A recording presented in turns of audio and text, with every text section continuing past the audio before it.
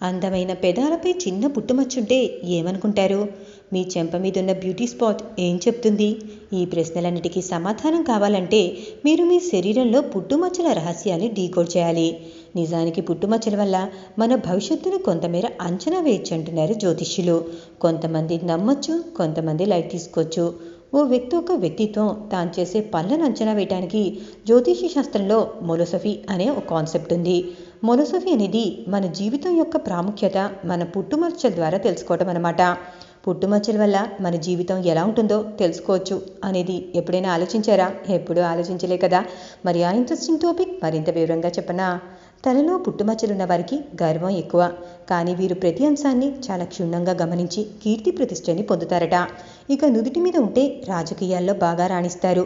Personal and financial growth కూడా వీరికి చాలా ఎక్కువగా ఉంటుంది. ఇక నుదురు కుడి భాగంలో పుట్టుమచ్చుంటే ఎప్పుడూ సంపదతో ఆనందంగా ఉంటారని అర్థం. అదే ఎడమ భాగంలో పుట్టుమచ్చుంటే జీవితంలో అన్నిటినీ నష్టపోతారని అర్థం. ఇక నుదురు మధ్యలో ఉంటే కీర్తిని కలిగి ఉంటారని అర్థం. కుడి కన్నుపైన పుట్టుమచ్చుంటే శుభవార్తలు వింటారు.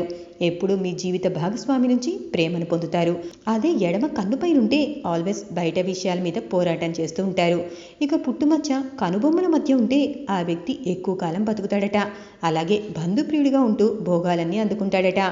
ముక్కుపై ఉంటే క్రమశిక్షణ తక్కువ.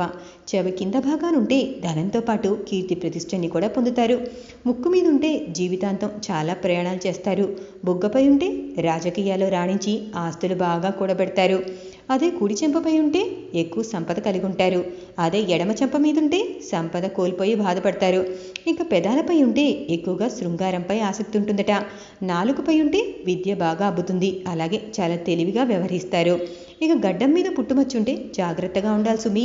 ఎందుకేంటి, మీ లైఫ్ పార్ట్నర్తో ఘర్షణలు పడే అవకాశం ఉంది. ఇక మెడ మీద పుట్టుమచ్చుంటే ఎక్కువ కాలం లగ్జరీ లైఫ్ని ఎంజాయ్ చేస్తారు. ఇక కుడి చెవి తక్కువ కాల జీవితాన్ని, ఎడమ చెవి మీద ఉంటే ప్రమాదాల నుంచి కాపాడుతుందని అర్థం.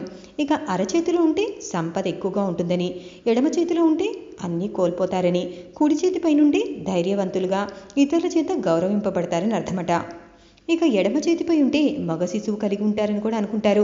కాళ్ల మీద పుట్టుమచ్చు ఉంటే ఆ వ్యక్తి చాలా ప్రయాణాలు చేస్తాడట. ఇక భుజంపై పుట్టుమచ్చుంటే మంచి మర్యాద ఉంటుందట. అలాగే చాలా కష్టపడి పనిచేసే జీవితంలో ఉన్నత స్థానానికి వెళ్తారు.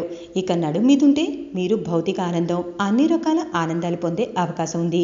అదే వీపు మీద ఉంటే ఇతరుల మీద ఆధారపడి ఉంటారట. ఇక నాభి మీద ఉంటే శృంగారంపై ఎక్కువ ఇంట్రెస్ట్ ఉంటుందట.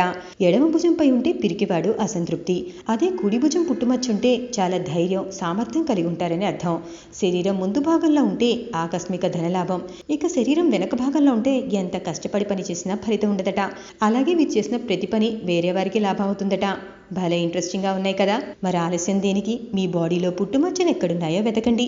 మీ గురించి మీరు మరిన్ని వివరాల్ని తెలుసుకోండి.